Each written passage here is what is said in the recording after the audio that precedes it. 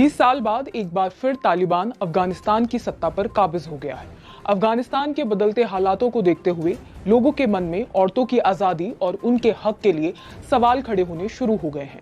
भले ही तालिबान कह रहा हो वह औरतों को शरिया कानून के हिसाब से काम करने और घर से बाहर आने जाने की इजाज़त देगा, लेकिन वहां से आ रही तस्वीरों को देखते हुए इस पर यकीन करना थोड़ा मुश्किल है।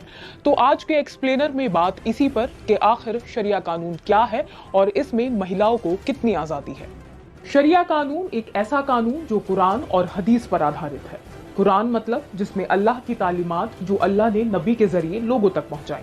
हदीस माने वो जिसमें पैगंबर साहब की जिंदगी से जुड़े तमाम पहलुओं पर रोशनी डाली गई। तो फिर शरिया कानून इतना सख्त क्यों है?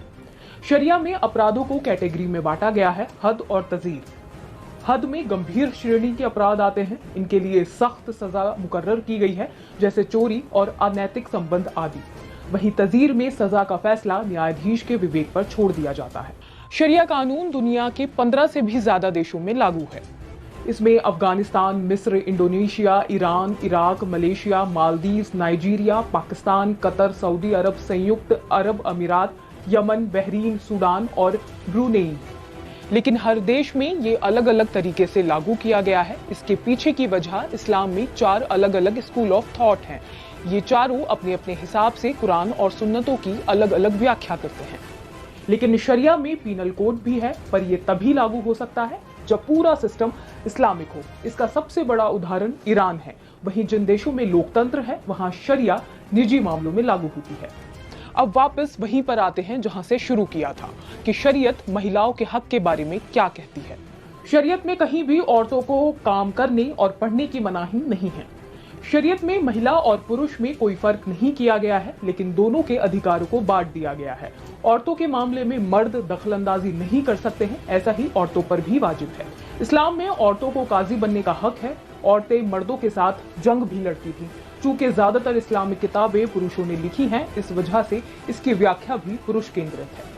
कुरान में केवल हिजाब की बात है, जिसका मतलब है पर्दा। सांस्कृतिक मतभेदों की वजह से पर्दे की अलग अलग व्याख्या हुई है। कई देशों ने हिजाब को बुर्का समझकर उसे ही अनिवार्य कर दिया है। अब सवाल उठता है कि अगर शरीयत के हिसाब से महिलाओं को इतने अधिकार दिए गए हैं, तो शरीयत के नाम पर उनके साथ इतनी सख्ती क्यों की जाती है? शरिया कानून महिलाओं को बराबरी का हक देता है। औरतों पर सख्ती और अत्याचार का आधार शरिया कानून नहीं, बल्कि उसकी पुरुष प्रधान व्याख्या है। इस्लाम ने ही सबसे पहले महिलाओं को संपत्ति में हिस्सा दिया। अन्य धर्म के मुकाबले महिलाओं को इस्लाम ने ही सबसे पहले तलाक का हक भी दिया। शादी के बाद महिलाओं को अपनी मर्जी से नाम चुनने का अधिकार भी है, लेकिन पुरुष प्रधान समाज ने अपने हिसाब से इसकी व्याख्या कर महिलाओं पर पाबंदी लगाना शुरू कर दिया है। अब बात कर लेते हैं कि अलग अलग देशों में किस तरीके से लागू है शरिया कानून। डुअल सिस्टम, ऐसे कई देश जहां सरकार सेकुलर है और मुस्लिमों के लिए अलग शरिया कोर्ट है। पूरी तरह इस्लामिक देश, ऐसे देश जहां इस्लामिक शासन है वहां पूरी तरह से शरिया कानून फॉलो होता है। लोकतांत्रिक इस्लामिक देश, पाकिस्तान, ईरान और इराक कुछ ऐसे देश हैं जहां कानून बनाने से पहले उसकी इस्लामिक वैधता जांची जाती है। जिस शरिया कानून ने महिलाओं को कई अधिकार दिए, उसी के नाम पर पुरुषों ने उन्हें अपने अधिकारों से दूर कर रखा है। तो उम्मीद है शरीयत और शरिया कानून के बारे में आप अच्छे से समझ गए होंगे। तो ऐसे ही और वीडियोस देखने